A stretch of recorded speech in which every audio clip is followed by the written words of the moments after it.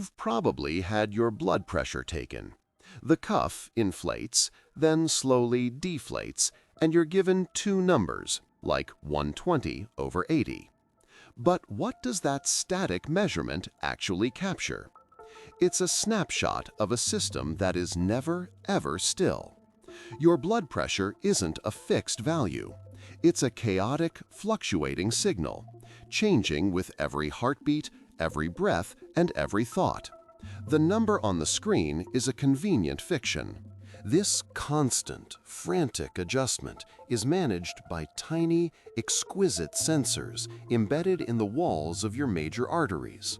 These are your baroreceptors, specifically in the aortic arch and the carotid sinuses in your neck. They aren't measuring pressure directly. They are stretch receptors. As a pulse of blood surges from your heart, it stretches the artery wall. And the more it stretches, the faster these receptors fire off electrical signals, like biological strain gauges. These signals don't travel far. They race along the glossopharyngeal and vagus nerves directly to a command center in your brainstem called the nucleus tractus solitari. This isn't your conscious brain. It's the ancient automatic machinery that keeps you alive. Within milliseconds, this nucleus integrates the frantic incoming data about arterial stretch and decides what to do. The response is an elegant push and pull. If pressure is too high, the brainstem commands the heart to slow down via the vagus nerve, a parasympathetic brake. Simultaneously, it sends signals to your blood vessels, telling the smooth muscle in their walls to relax. This vasodilation increases the volume of the system, instantly dropping the pressure. It's a negative feedback loop of breathtaking speed. But it's not just a simple reflex. The sensitivity of this baroreflex can be tuned. Elite athletes, for instance, often have a highly sensitive baroreflex, allowing for rapid adjustments during intense exertion. As we age, however, this sensitivity can decline, which is one reason older individuals might feel dizzy when standing up too quickly. The system's gain, its responsiveness, is a variable, not a constant. And the thing it's responding to isn't a simple flow, like water in a pipe. Each heartbeat ejects blood with such force that it creates a pressure wave.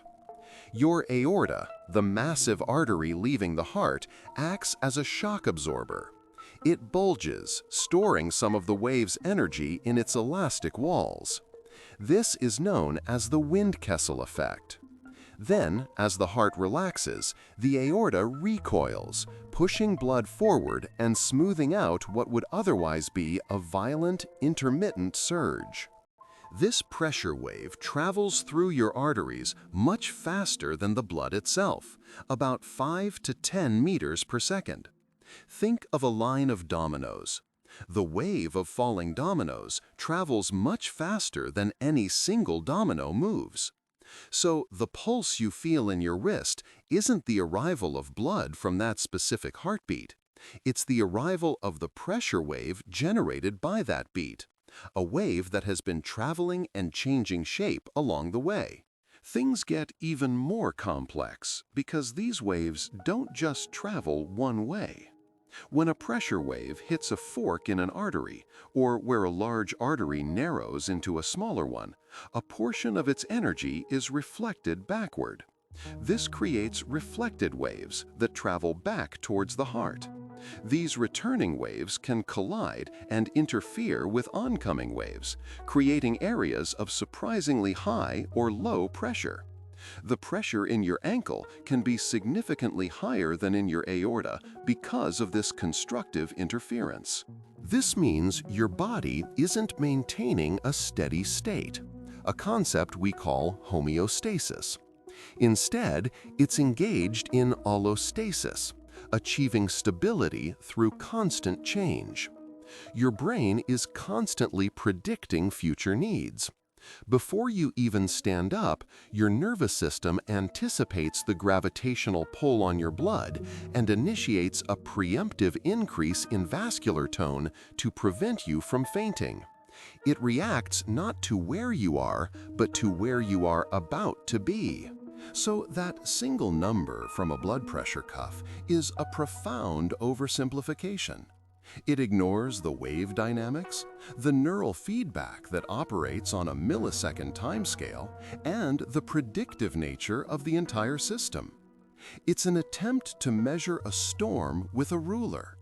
The real story isn't in the number, but in the beautiful, relentless, and chaotic fluctuation that the number completely fails to capture. It's the silent, high-speed calculus that separates consciousness from oblivion with every single beat of your heart. Monotony has grown fast. Nearly 2,700 people have watched in the last few weeks, yet less than 0.03% are subscribed. It would mean a lot if you joined by hitting subscribe. And again, thanks for watching.